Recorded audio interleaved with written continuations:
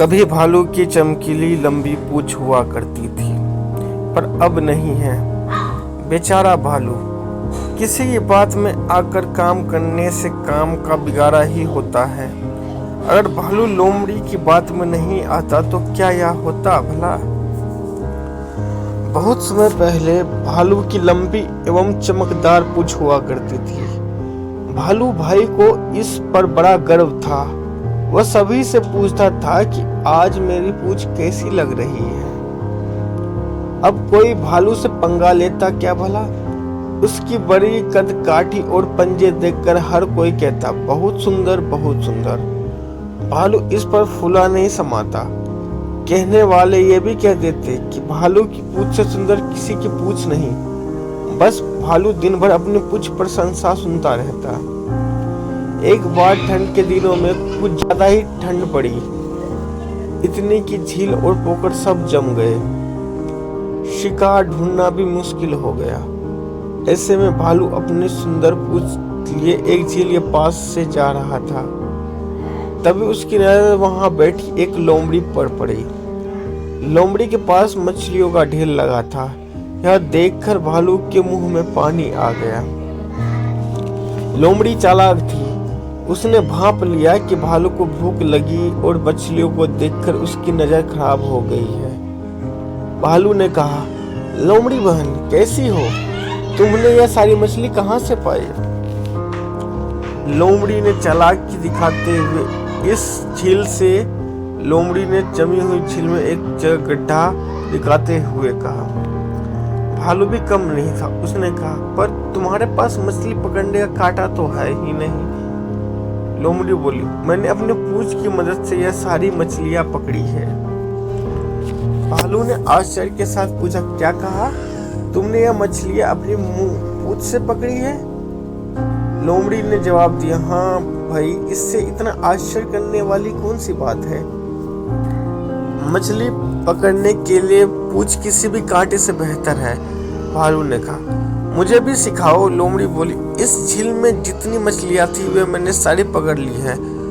आओ किसी दूसरे झील पर चलते हैं। लोमड़ी और भालू दूसरी झील की तरफ आ गए। दूसरी झील पूरी जमी थी। भालू ने तुरंत अपने तेज पंजों से वहां एक गड्ढा बना दिया। अब क्या करूं? भालू ने पूछा। लोमड़ी बोली, अब पूंछ गड्ढे में डालकर बैठ जाओ। जैसे ही मछली फंसेगी तुम्हें अपने आप मालूम पड़ जाएगा।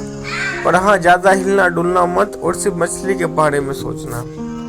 जितना ज्यादा मछली के बारे में तुम सोचोगे उतनी ज्यादा मछलियां तुम पकड़ पाओगे। भालू ने ऐसा ही किया।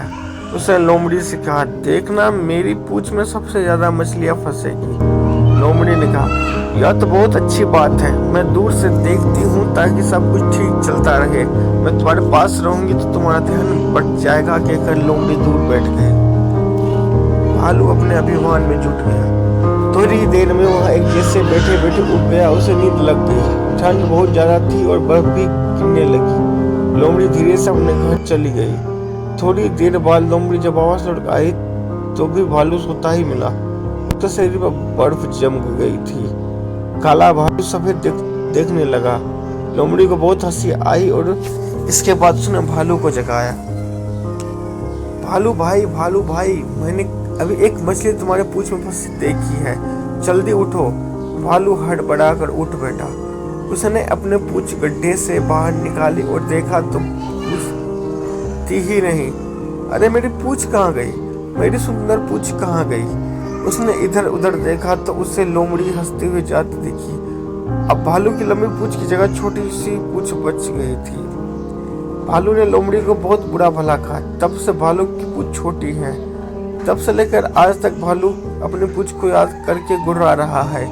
जब भी भालू गुर्राता है तो समझो कि वह अपनी पूंछ को याद कर रहा है। इस दिन के बाद से लोमड़ी और भालू में बोलचाल भी बंद हो गई।